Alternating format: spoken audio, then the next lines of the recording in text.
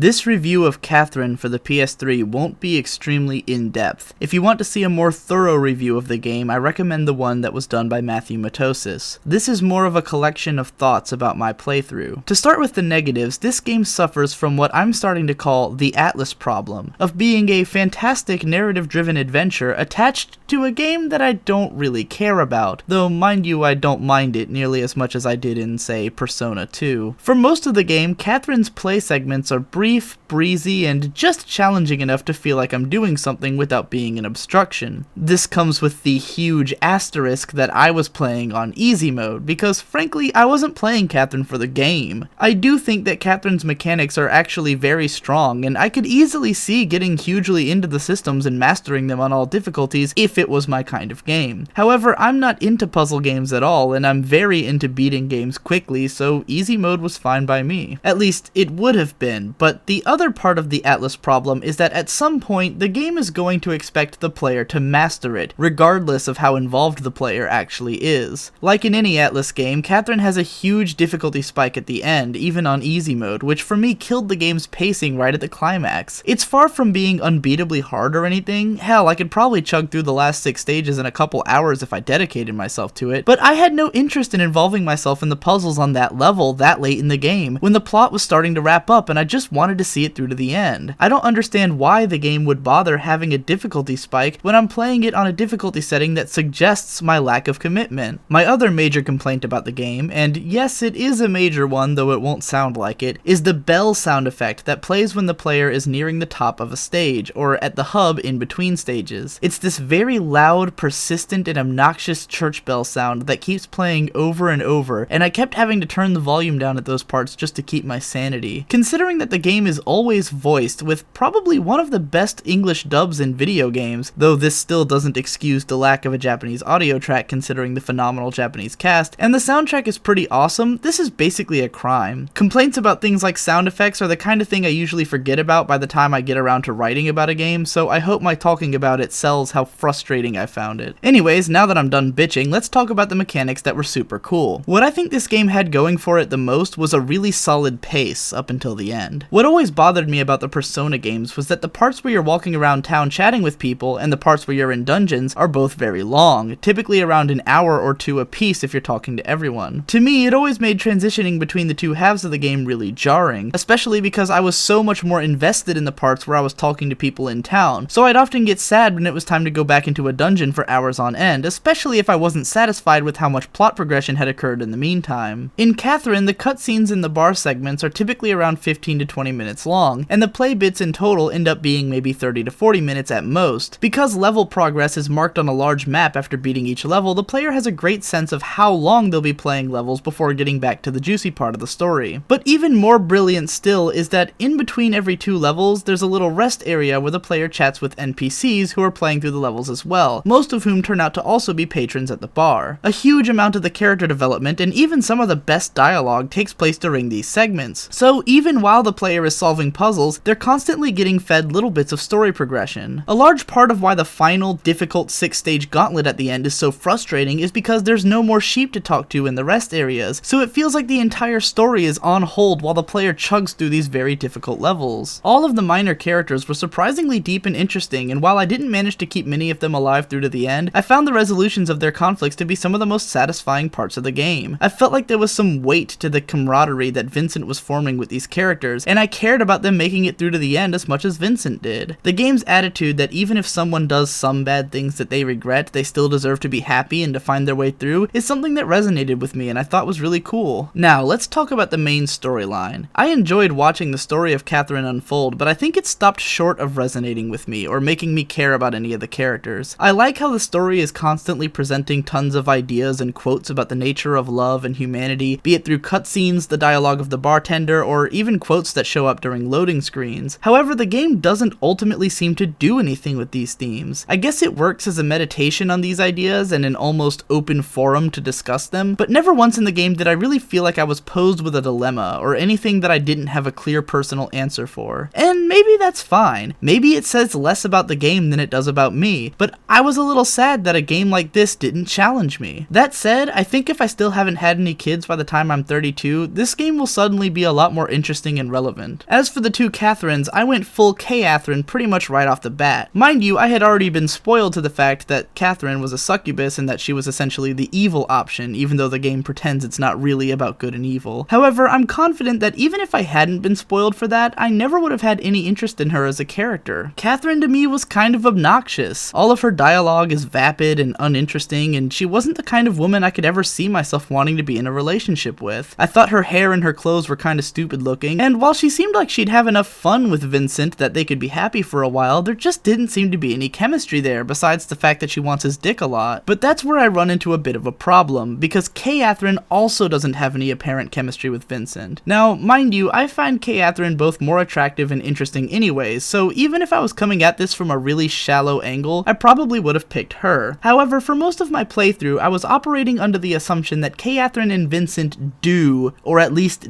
did, have some chemistry together, and it just wasn't being shown yet, or wouldn't be shown at all. I made this assumption because Vincent and Catherine have already been dating for 5 years, and aside from Vincent's non-committal attitude about their relationship, which has more to do with his insecurity than any problems he has with Catherine, there didn't seem to be anything unhealthy about their relationship. Even though Vincent's meetings with Catherine are always sexual and intimate, whereas his meetings with Catherine are weirdly distant, we can safely assume that the couple have at least been intimate lately, since Vincent believes Catherine's lie about being pregnant. The way my playthrough went, Vincent and Catherine really had nothing together whatsoever, and the game's insistence that Vincent take forever to finally turn her away ended up being immersion breaking and weak feeling because of how I'd treated her. The idea that Vincent would fall for Catherine never made any sense to me because she actually represents a lot of the problems that he has with his existing relationship to the extreme. Vincent complains at the end that the reason he'd been under these delusions is that he'd felt like he was losing control in his life and that decisions were being made for him. He whines about how he wishes things could just stay as they are, with him not having to make any real progress. So with these things in mind, it's daft to me that he'd fall for this girl when he's had no control over any of their encounters, nor even remembers them, and when she's showed up out of the blue trying to change everything in his life. She's literally an amplified version of the problems that he has with his existing relationship. Yes, she is supposedly his dream girl, designed to be just his type, but he never seems particularly comfortable with or even interested in her. I never responded to any of Catherine's emails because I saw them as terrifying. I couldn't imagine just going along with this person who appears out of nowhere, essentially takes advantage of Vince when he's drunk, from his perspective, and refuses to explain anything. She then sends him vapid text messages about nothing and expects him to flirt back. I couldn't buy it, so I ignored her at every turn and responded to all the actually relevant texts of Catherine. Maybe my decisions are the result of being in a fairly traditional relationship that I'm really happy with. Maybe it's just because Catherine seemed more like my type. Maybe I'm just really ethically prudish. I picked the order options at least 9 times out of 10 throughout the game, and I was answering with total honesty. Maybe I'm not the type to do chaotic things, or maybe my life actually is chaos and I yearn for order. It's possible that all of my opinions of the game say a lot more about me than they do about the game, but ultimately, I feel let down that I can't confidently say that the game made me come away with anything, or that the storyline unfolded in a way that was logical based on my choices. If Matthew Matosis's review is any indication, the game features a very disappointing level of variance between the two story paths, so I can't really feel comfortable calling it my own bias even if I wanted to. In the end though, Catherine is way too interesting to dislike, and even with the story being the mess that it is, the fact that it's even a story about these subjects, told this way with this much style and intimacy, makes it worthwhile, and I'm glad I played it. I sadly won't play through it again, but I think if I cared about the game part of it at all, I'd be willing to play through again for the story, even with all of its holes, just to see what happens if I keep all the NPCs alive. Catherine gets a recommendation from me and a score of plus.